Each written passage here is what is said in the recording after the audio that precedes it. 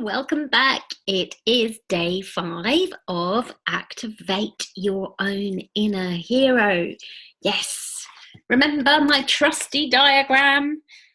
You may well know the Fool's Journey, more commonly called as the Hero's Journey by Joseph Campbell, who got it from the tarot. I am absolutely sure of it.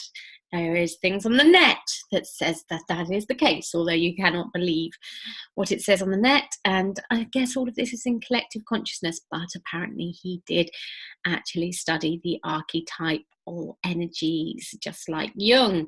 So what we have here is the Fool, or the hero. He has his call to adventure.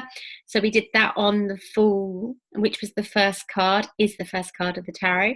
Then we went on to meeting the mentor, which is naturally the second card of the tarot, the Magician. Then we went on to the third card, which is card number 2, because Fool is number 0. So just in case you're wondering,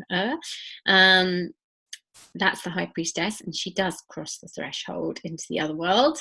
And now we're kind of in between crossing the threshold and trials and failure, with the Emperor. So if you haven't started at the beginning, do start at the beginning.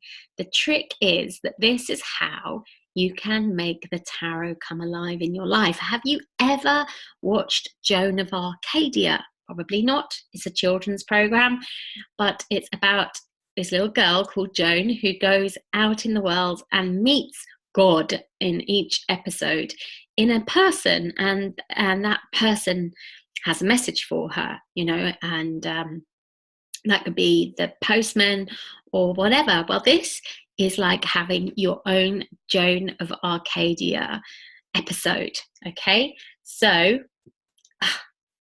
I'm trying to be all red because of the Emperor. Red lipstick, kind of burgundy. Can't really go for the bright red, and I've got my lipstick over the Emperor. So yeah, basically how to activate the energy is you stick this on your phone or a card that resonates with you. It's important to get a picture or an image that resonates with you, because it's amazing how much the picture plays out in the day. And we say putting it on your phone because that's usually where we look throughout the day. But anywhere where it's going to serve as a visual reminder to you to ask the following questions. Who is like the Emperor that I am seeing in my life today? How am I being like the Emperor in my life today? And what situations are happening in my life that are like the Emperor today? It's like walking through the day with your tarot glasses on, looking for these things, and you'll be amazed at what happens, although you might not catch it at the time. So the most important thing after having that mindset is to sit down and write out your day, okay? And then look back and think, where did the Emperor show up in this? And it might even happen while you're writing. It might even be like, oh, bing, bing, bing, bing. And then you get it, okay? And if you don't, share below and I will help you with that.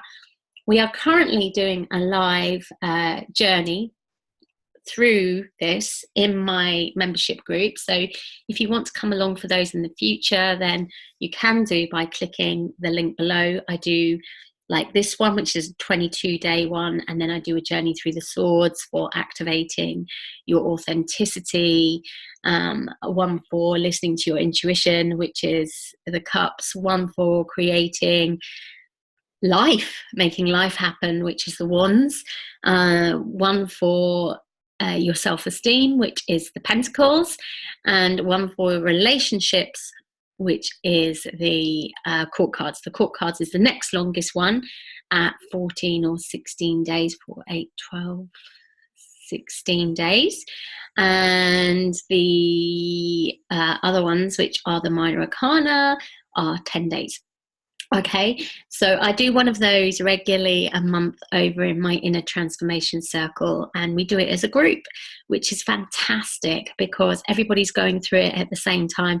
People are posting, and then you're kind of going, oh my God, yeah, that really makes sense. you don't feel like you're on your own doing this journey and that you've taken the red pill, to quote the Matrix, and nobody else has. So these things are always better done together. However, I will try to show up here and help you if you post any comments and need any help.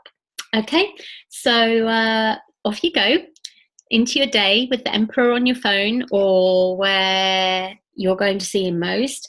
And remember to look out for him and how you are being like him. And also look for the number 4 and what connections you have with that. That's the Emperor's number. And Aries, which is his star sign.